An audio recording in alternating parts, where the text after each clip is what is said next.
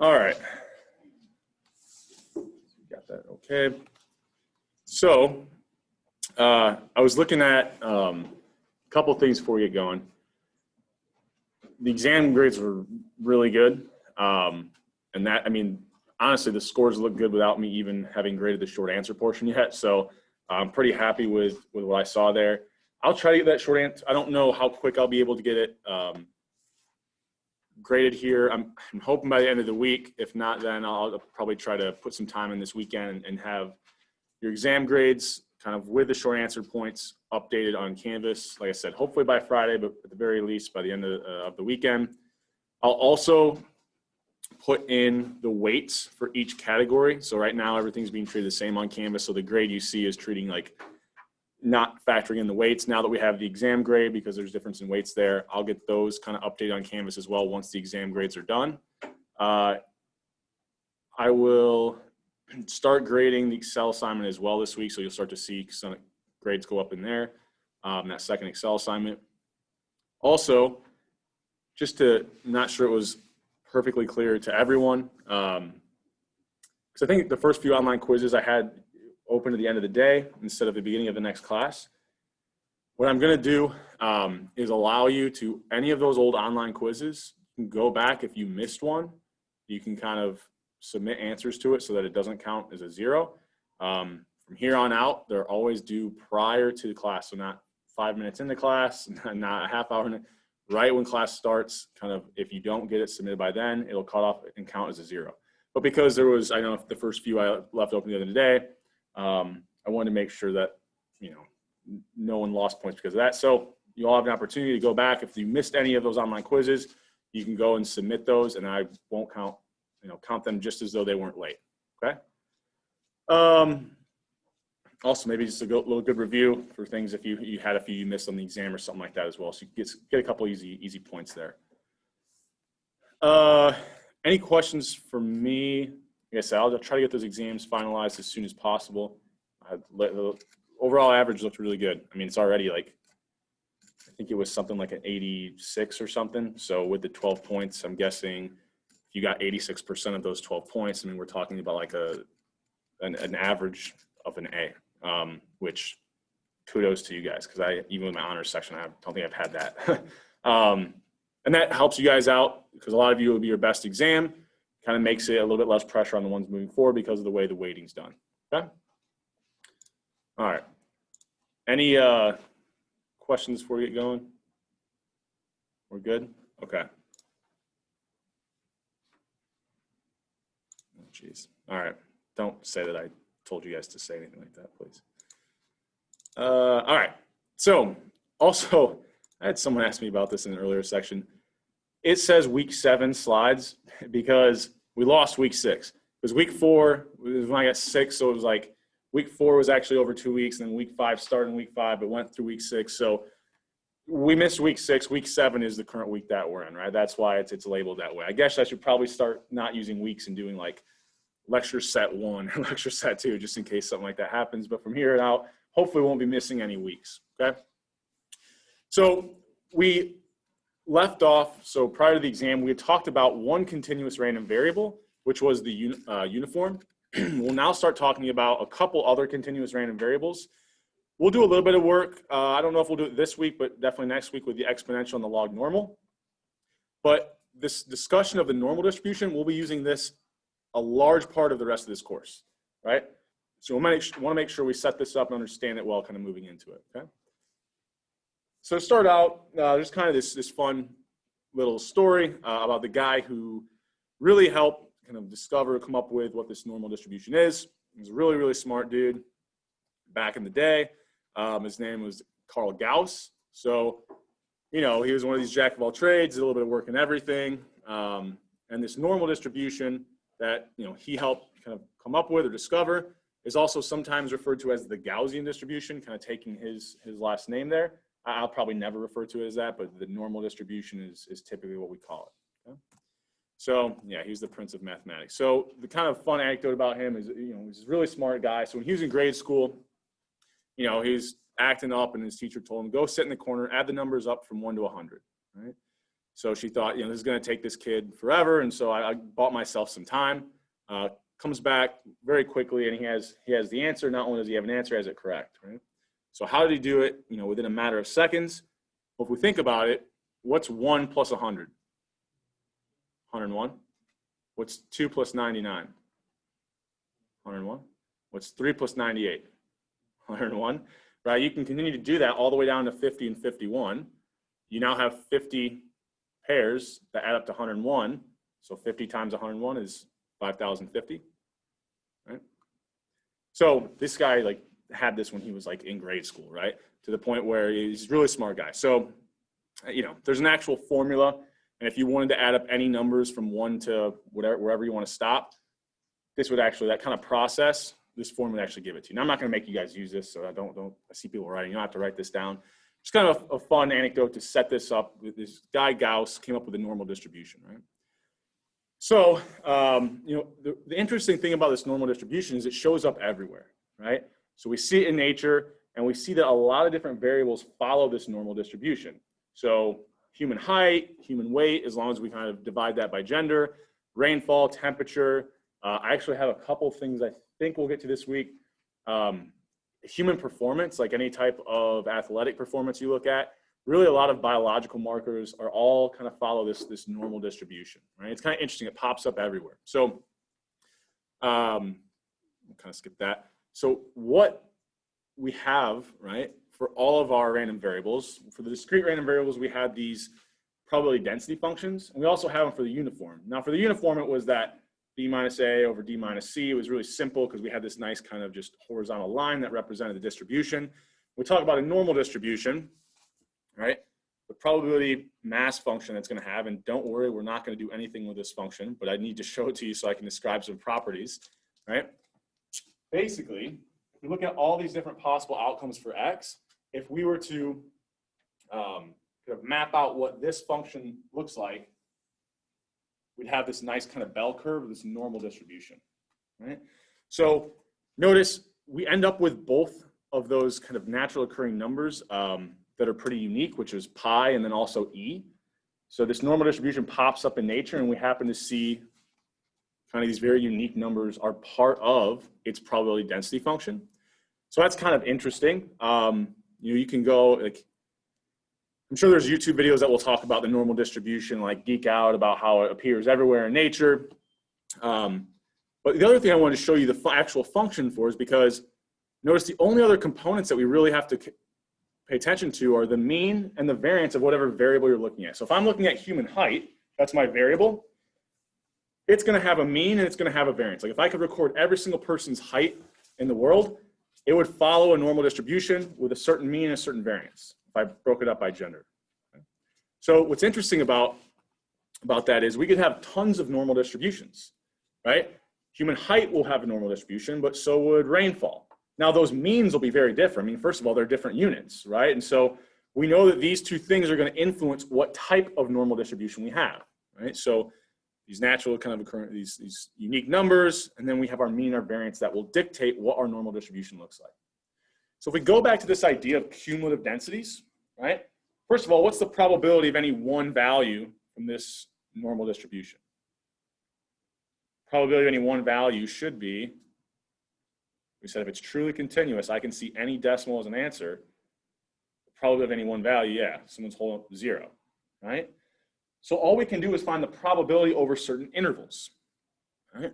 But if we wanted to say find a cumulative density function that said, okay, here's this value A, what's the probability I see A or anything below it?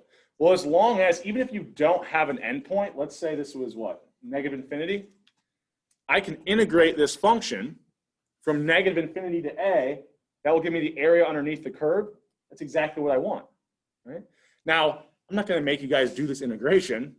We have something called the standard normal Z table, where this is already done for us. We can do a quick conversion and then use that table to make our life a lot easier. So I have it pulled up here, but if you go to Canvas, the Z table or the standard normal distribution tables is there. I would suggest probably from here on out, I mean, you can pull it up on your computer. I think it'd probably be really good if you could find a way to be able to print it out and have it with you, whether or not you're in class watching the Zoom, watching the YouTube. So when I'm using it, you can like follow along with the one in front of you, because, you know, as you can see here, I'll have two of them open. We'll get rid of this one. I mean, it's pretty small, right? Even when I start zooming in, well, now I can't see the whole table. It's a little bit hard to figure out exactly what I'm doing. And so having one physically in front of you, I think would be really beneficial, right? That would be my suggestion. Try to get one of those printed out and have it with you however you're kind of attending or watching class, okay? So the work has already been done for us, and we're not going to have to worry about this integration. And I'll kind of discuss that a little bit more in a second, okay? So some characteristics about the normal distribution. You know, I said it looks like this nice little bell curve. It ends up being symmetric. So if I were to fold this in half, right around that middle point, it would fold on top of itself, which also has the nice kind of properties that the mean would be equal to the median, which would be equal to the mode. I already kind of mentioned, if we look at that probability mass function, this is defined by both the mean and the variance. And we'll talk about how exactly that changes the normal distribution we're looking at in just a second. All right. So if we think first, how is the mean going to influence that normal distribution that I'm looking at? Well, if I have this normal distribution, right, and I know that smack dab in the middle, this is where my mean is, okay?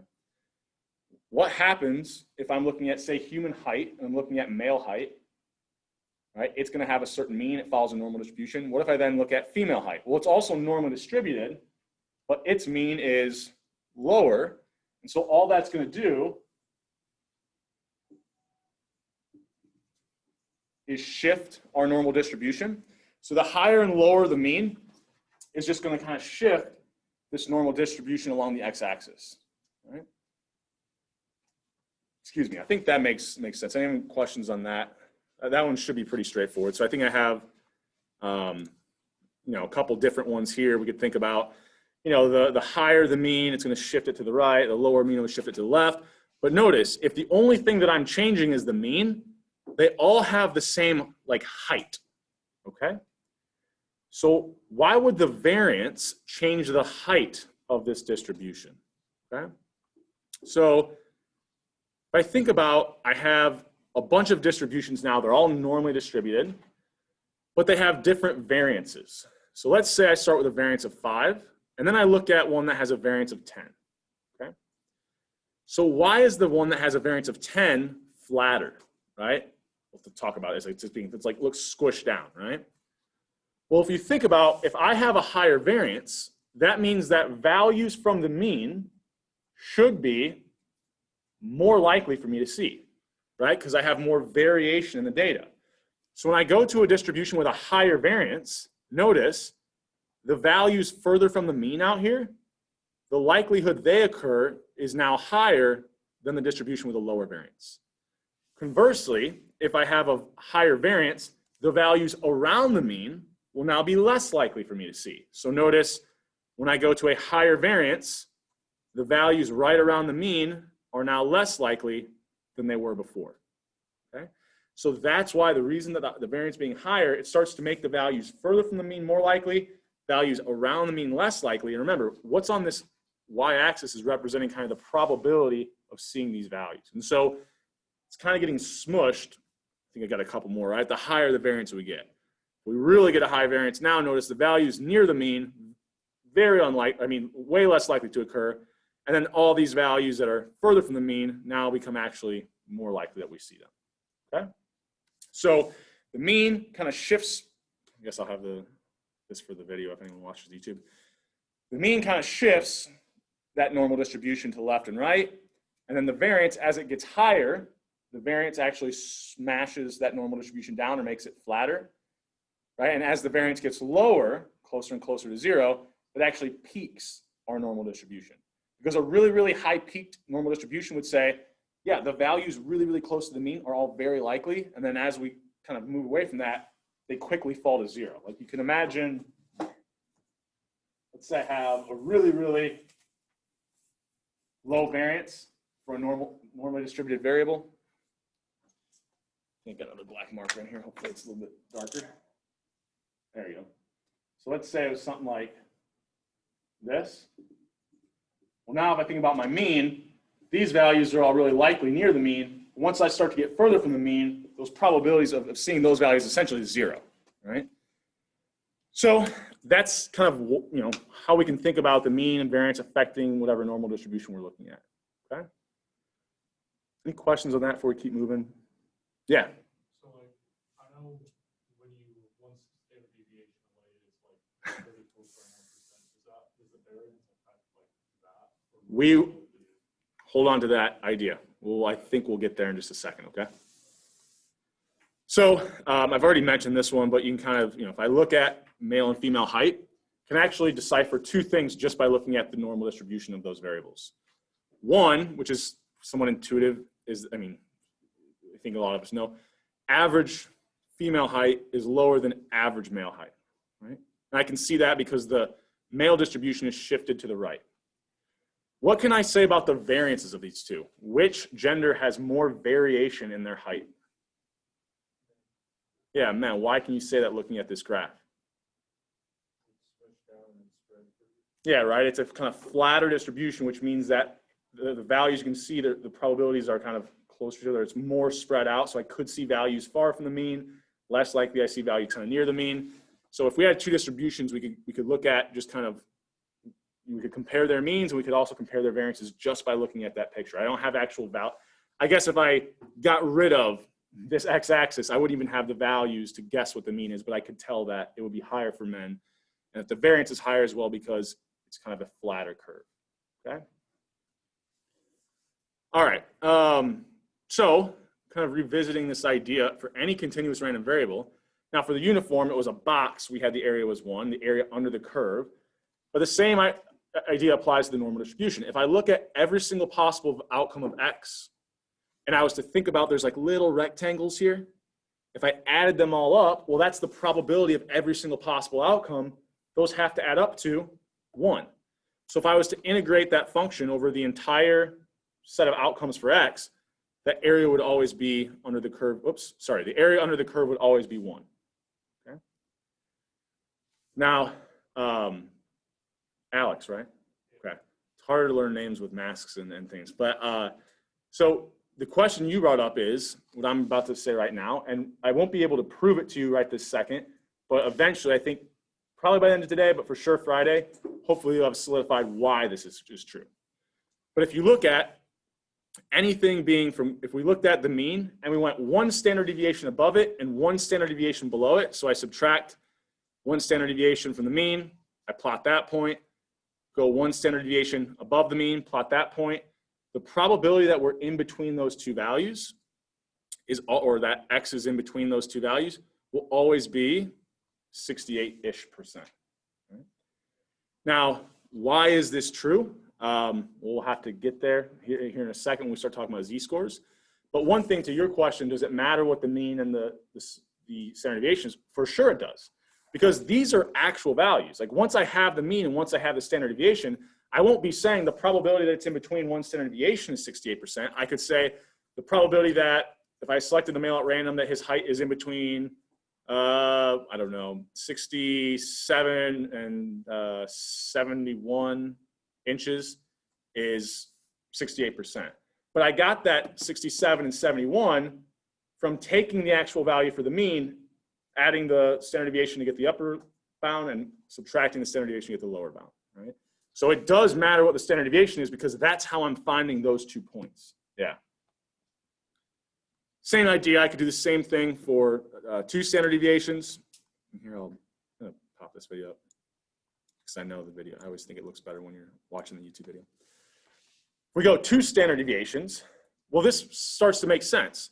If I went 1 standard deviation away, above and below, and I know there's 68% chance I'm somewhere in between those values.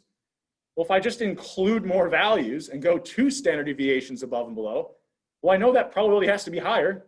It included the original set that were 1 standard deviation above and below, and included a bunch more numbers now because now I'm going 2 standard deviations above and below. So if I do that, I'm actually all the way up to 95% already, approximately, right? So if I go 2 standard deviations above and below the mean, I know the likelihood I see something in that range is 95%. So if I see something that's more than 2 standard deviations above or below the mean, Said differently, the probability that I'm outside of that range would be like 5%, which starts to get pretty low. And I might say, well, do I actually have the mean correct here? Because I just saw something that's pretty far, more than 2 standard deviations above or below it. That'd be very unlikely. You can think about here the idea being something like, oh, I'm going to make some numbers up. I think they're roughly right. So average male height, I think, is about 5'9", 5'10". So we'll say 5'10" to make it 70 inches, right? If I then said the standard deviation is, let's just say 4, I don't know, then 2 standard deviations would be 8 inches, right? So 8 inches above the mean of 70 would be 78. So if I'm 78 inches or taller, the likelihood that I'm that much taller than the average person, I mean, if we think about the area in both these tails is 5%, it'd be like a 2.5% chance that I was more than 78 inches tall, right? We can start to think about things like that, right? But in order to do that, I need to know and not just make up off the top of my head what the mean and the standard deviation are, right? I actually have that variable, and I need to know those values, okay? We could go to 3 standard deviations. Now we're like almost at 100%, right? If I go 3 standard deviations above and below, I'm at 99.7, right? Yeah. You said it's going to equal those values every time. If I go 3 standard deviations above or below, it will always be that the likelihood I'm in between 3 standard deviations above or below is 99.7%, or a probability of 0.997. Now, the values that I'm looking at will be different because as the standard deviation or the mean of that distribution changes, right, if I go from talking about height, which was in inches, to talking about rainfall, well, now I'm talking about like if I saw 6 inches of rain next month, that's a ton, right? So, it will be, these actual cutoff values will be impacted by the mean and the standard deviation, but once I have the actual mean and standard deviation for that variable, if I go 3 standard deviations above and below the mean, the probability that I'm in between those values will always be 99.7% or a probability of 0.997. Yep. And you don't necessarily have to memorize these values because we're going to end up saying like, we don't have to just go 3 standard deviations. We could choose any number of standard deviations we want and actually figure out what that probability would be. These are just kind of some nice, easy, going 1, 2, and 3 standard deviations is just kind of some, some nice benchmarks, right? So how could I figure out the probability I'm in between 1.5 standard deviations above and below the mean, right? Well, I didn't give you those values. How would I actually come up with those? Or how did we come up with these values? I'm telling you that they're true, but I don't know, I could be lying to you, right? So we're going to actually create something called z-scores, okay? Now, what a z-score does, before we even look at this formula, is it tells me whatever value I'm looking at, I will convert that into a z-score. So if we use the human height example, maybe I see somebody is 71.3 inches tall. I convert that into a z-score, and what that z-score will tell me is how many standard deviations away from the mean 71.3 inches tall is, right? So it's basically a z-score. The interpretation will be the number of standard deviations away from the mean that value for x that you were looking at is, okay? So how do we do that? Well, we're going to convert this into a z-score by taking whatever value I'm interested in, subtracting the mean, and dividing by the standard deviation, okay? So once I have the mean and the standard deviation of this variable, to turn any outcome for x into a z-score, I'll subtract the mean and divide by the standard deviation, okay? So before I'm going to give you a nice little example of why this works, but a couple other properties before we go there. The z-score for the mean will always be 0. How many standard deviations away from the mean is the mean? 0, right? It is the mean. So that's kind of a nice property. If I say went 3 standard deviations above the mean, well, that's going to be a z-score of +3. If I go 3 standard deviations below the mean, that'd be a z-score of -3, right? So the sign on the z-score tells me whether or not I'm above or below the mean, and then the number of the z-score, like the actual, if I'm kind of ignoring the sign on it, tells me how many standard deviations away from the mean I am. But then the sign tells me whether or not it's above or below, okay? Once we have these z-scores, so let's say I took every single possible outcome for x and I turned it into a z-score. I now have this, like I took every single possible value for the height and I turn it into a z-score. And then I graph those out and say, what's the distribution of these z-scores look like? It will always be normally distributed, right? If I started out with kind of this normally distributed variable x, and it will have a mean of 0 and a standard deviation. Oops, did I not have that here? Where I think I might have it up here. Hold on. Nope, okay, I left it off the slide, so you might have to write this in. So once I have this standard normal distribution, it will have a mean of 0 and a variance of 1, okay? So this standard normal distribution, once I've converted all of my possible outcomes for x into z-scores, those z-scores, if I drew out that distribution, would have a mean of 0 and the variance would be 1, which would also mean the standard deviation is also 1, because the square root of the variance, square root of 1 is 1, okay? So I want to show you why this kind of works out here. So why is turning these z-scores always into, or sorry, turning these values for x into z-scores always going to give me a mean 0 and a variance 1. So do a kind of an easy little small data set here. This is normal, assume this is a normal distribution, right? I had all the values, but I'm only going to do 4 of them.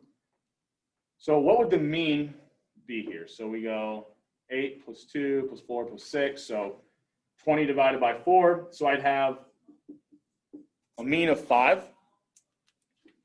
Right? If I went through and calculated the variance, so we go 2 minus 5, square that, right? So negative 3 squared is 9, 4 minus 5 squared is 1, 6 minus 5 squared 1, 8 minus 5 squared 9. I add all these up. Let's say treating like a population. So I divide by n. So I add these up, divide by n. I'd also get a variance of 5, right? 20 divided by 4 here.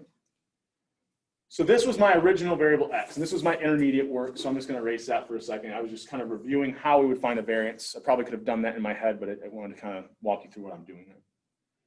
If I turn these into z-scores, right, what am I going to have to do for each one? I'm going to subtract the mean and divide by not the variance, but the standard deviation. So my standard deviation here would just be the square root of 5. So for this first one, I'll subtract the mean of 5. I get negative 3 divided by the square root of 5, right? I subtracted the mean, so 2 minus 5, and I divided by the standard deviation. I'm just using that formula for the z-score.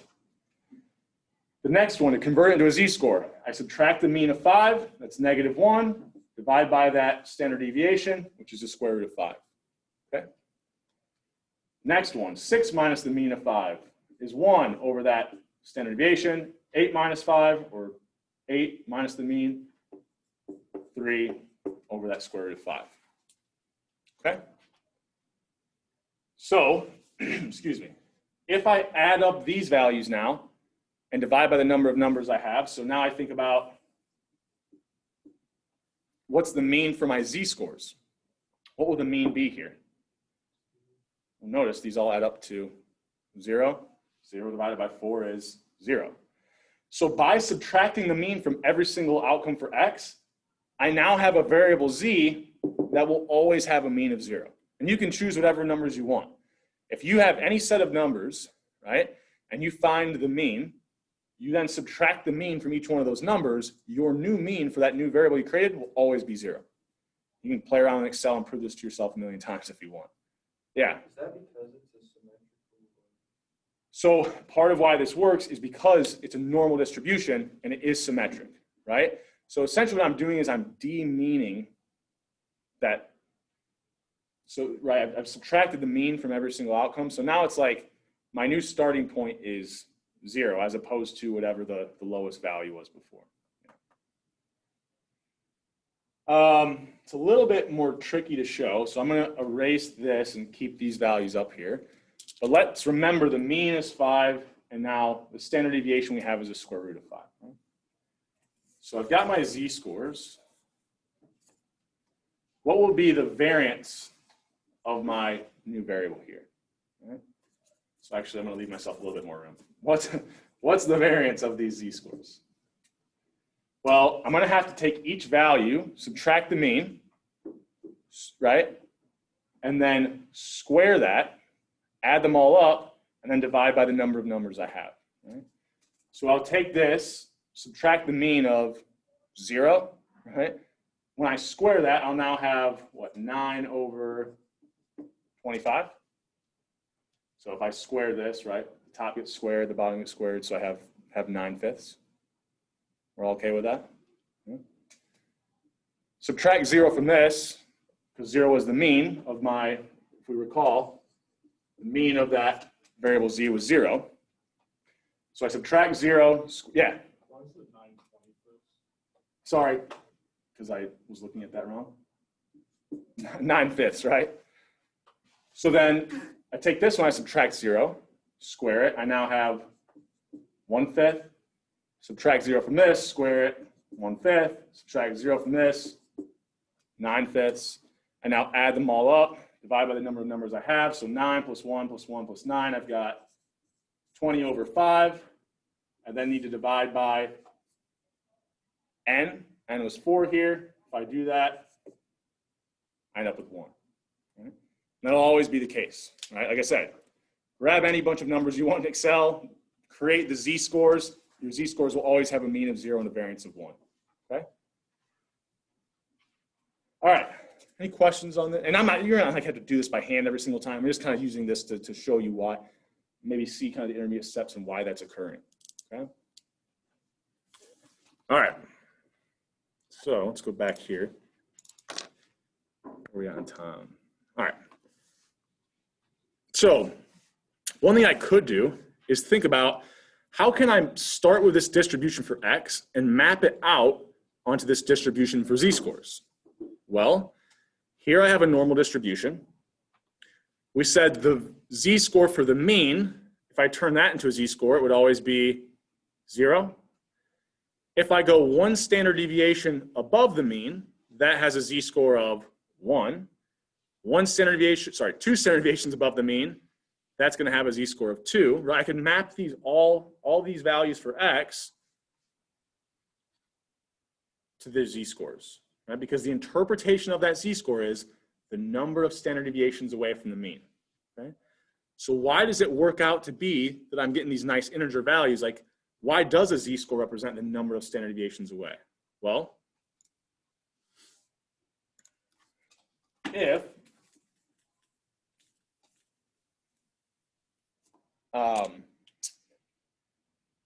I think about that equation I have for my z-score,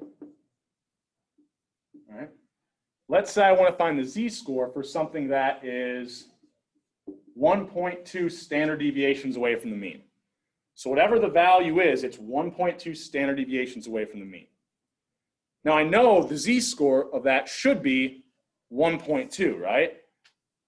But if I think about why, because this is my x value that I'm trying to turn into a z-score. So if I plug this in for x, I get the mean plus 1.2 times the standard deviation minus the mean divided by the standard deviation.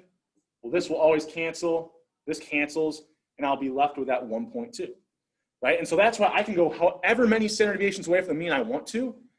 And once I convert this into a z-score, it'll always just leave me with whatever the number of standard deviations away from the mean that I was. Right? Now in practice, it's like, well, this is easy. Yeah, if I saw this, I easily know the z-score is 1.2. But in practice, right, we see the value, right? We don't know how many standard deviations away it is.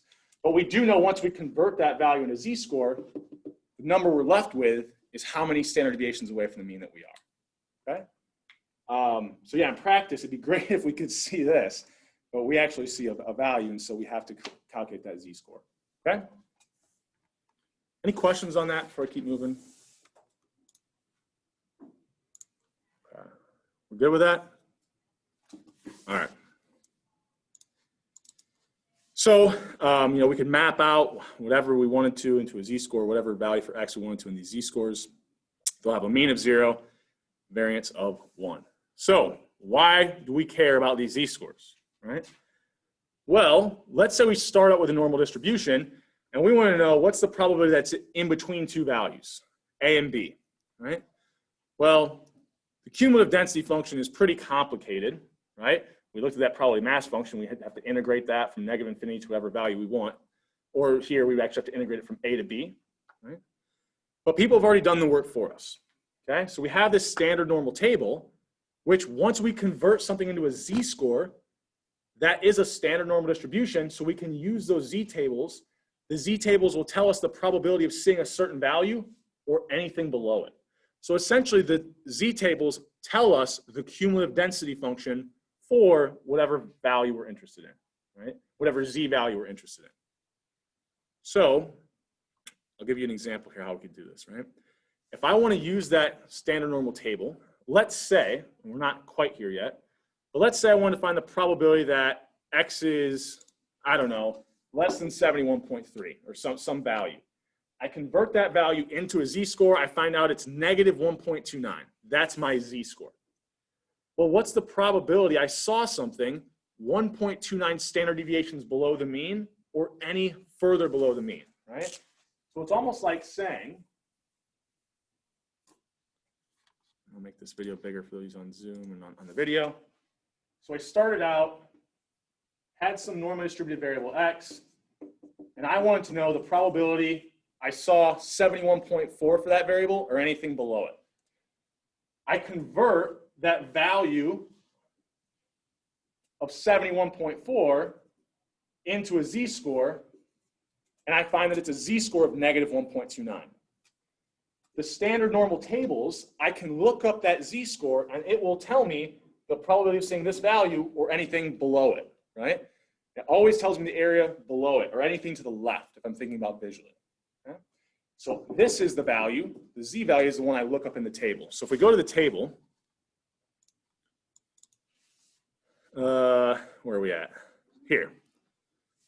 And this is kind of a nightmare, but I know it's small. But I'll pull up the other table and show you as well so we can get a little bit, maybe easier to see.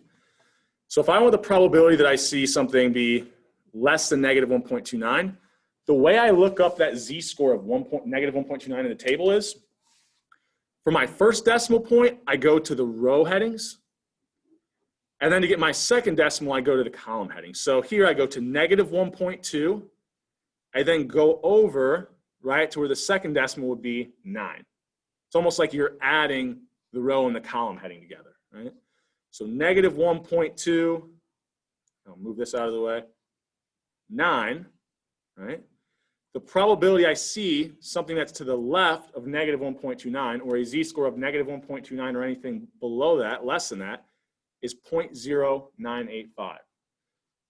I can essentially think about this as this area that I shaded in is whatever value that table tells me. So when I looked up negative 1.29 and it tells me the area that corresponds to the left of that is 0.0985. Okay, so that's what the table tells me visually. The area to the left of whatever z-score I look up in that table. So we've got this table. We could see negative z-scores, that's values below the mean. We could also see positive z-scores, that's values above the mean. Now, notice there's something true about every single probability here, right? These values in the middle represent probabilities, right? This was the probability that we were less than negative 1.29. If I go here, this would be the probability that I'm less than negative 0.612. The 2 is covered here, but that's a common one. Something's common with all of these probabilities. They're all less than a certain value. What value are they all less than? Even if I go down here, they're all less than 0.5 up until I get to 0.0. Well, if I have 0.00, that's a z-score of 0. That means the value I'm looking at is the mean, right? The mean has the z-score of 0. If this is a symmetric distribution, the mean, it should exactly cut that distribution in half. So the area to the left of the mean and the area to the right of the mean should both be 0.5. The area under the curve is 1. So if the mean splits it in half, the area to the right and the left of the mean is 0. So if I start to look at z-scores to the left of the mean, for values that were to the left of the mean, all those z-scores will be negative, So even if I was to look at something close to the mean, close to a z-score of 0, it's going to be slightly negative. Well, I automatically know this area has to be less than 0.5. If I look at positive z-scores, what do I know the area to the left of a positive z-score has to be greater than? 0.5, because this area to the left of the mean is 0.5. So if I want a larger area, it has to be greater than 0.5, right? So when I look at this table, okay, we got 10 minutes. All right. When I look at this table, notice for all these negative z values, the probability I see them or anything to the left are all less than 0.5. Once I look at positive z values, all the probabilities of seeing that or anything to the left has to be greater than 0.5. And I know these are small, but you can kind of see they're all greater than 0.5. And this is also why I said it'd be probably helpful to have that printed out for future classes. Okay. Now, this is also a symmetric distribution, so I want to point something out here real quick. If I have the probability of being less than negative 1.29 is 0.0985. If I think about the probability of being to the left of positive 1.29, I get 0.9015. Okay? I'm going to draw something out here. So I'm going to switch to the board for you guys on Zoom here in a second. So if I keep this in mind, looking at these same z-score, one's negative, one's positive. We first looked up this area. This was 0.0985. Okay? I then can think about if I looked up positive 1.29. Probably hard to see it, so I cross all this. The area to the left of that, I think, was 0.9015. But I actually didn't have to look that up.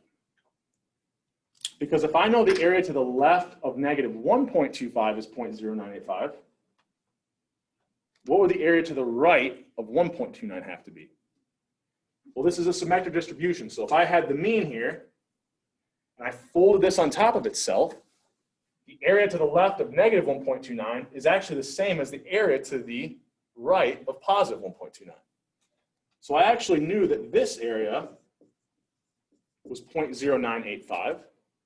So if the area to the right of this value is 0.0985, what's the area to the left have to be? The area under the curve is 1, just 1 minus that. So you can double check this, but 1 minus 0.0985, sure enough, is 0.9015. So sometimes remembering that this is a symmetric distribution can save us a little bit of work. We didn't actually have to look that value up if we, like, let's say we don't have the table in front of us, but we for some reason knew the probability that was less than negative 1.29. Wow, negative 1.29 is 0.0985. I would have known this area, and I know the area to the left is just 1 minus that, right? We're using like behind the scenes like complement rule here, right? And we're thinking about using this idea that it's symmetric, okay? Just a couple things I wanted to point out there. All right, so I kind of already talked about this. These are some like typical values we'll start seeing a lot for these z-scores. Notice why, because this 1.29 standard deviations away from the mean, the probability that I see something kind of below that is about 90%. 1.65 standard deviations, about 95%, 97, 99, 99.5, right? So these are just some values we'll see pop up a lot because they're kind of like our benchmark values, right? The 90, 95. You don't just look up 92.7. You're not usually as often as interested in that. Okay. I think I already kind of talked about this idea that we can use that complement rule. I gave you a kind of nice visual on the board. I mentioned this, it's symmetric, so the area to the left and the area to the right have to be 0.5, okay? So we've got this table, got a couple minutes left here. If I have this table, how could I then find the probability that z is greater than negative 2.53? Now, first of all, if I just look at these values, what can I rule out right away? One of them for sure. I mean, one of them doesn't look at the other ones. Why can I rule out c? I'm still looking for a probability, right? It has to be between 0 and 1. Now, if I want to think about being greater than or equal to negative 2.53, even before I look at that table, and I would always suggest this, whenever we're dealing with this normal distribution, draw out what you're looking for. So I've got this distribution for Z. I want to know what's the probability I see 2.53, negative 2.53 or greater. Automatically, I know this probability has to be greater than what value?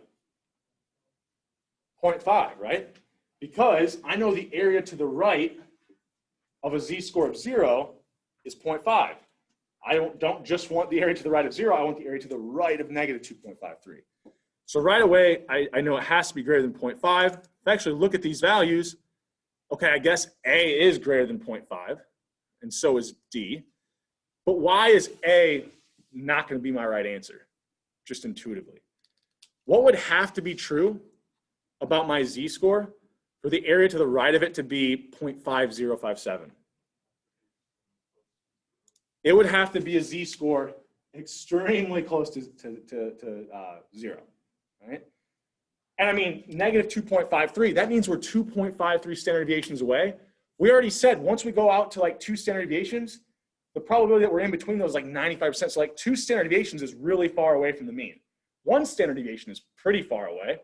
And so if I wanted that area of 0.5057, we would have to see a z-score a lot closer to 0 than negative 2.53. Now, if we actually want to look this up, we go to the table. Let's go back here where I had the negative values. Get rid of all this. Oop. So negative 2.53, 0.0057. But remember, that's just telling us the area to the left. The table always gives us the area to the left. So what we actually wanted was the area to the right. So how can we find the area to the right?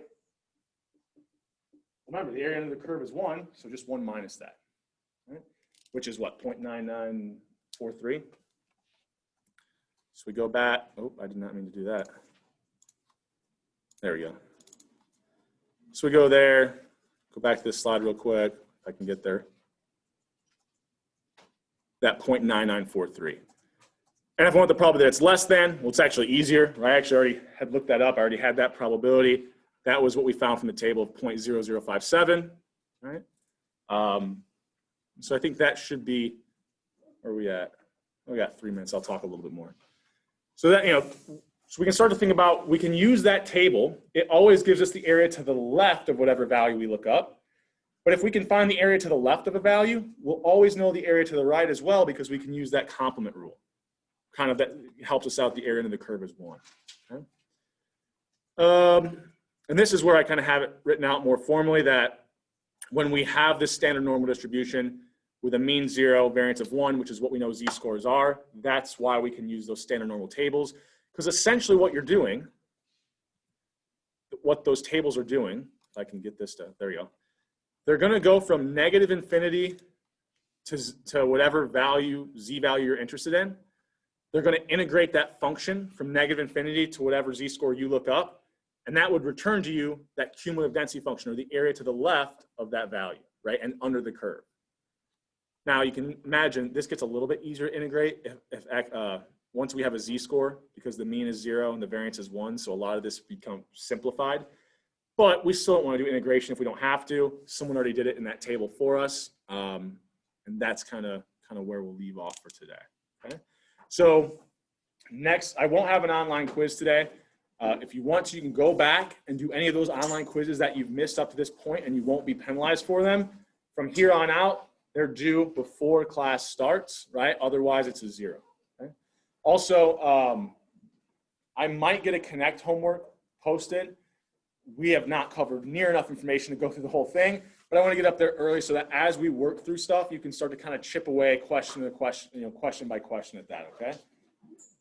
Other than that, unless there's any questions for me, I will see you guys on Wednesday. Okay?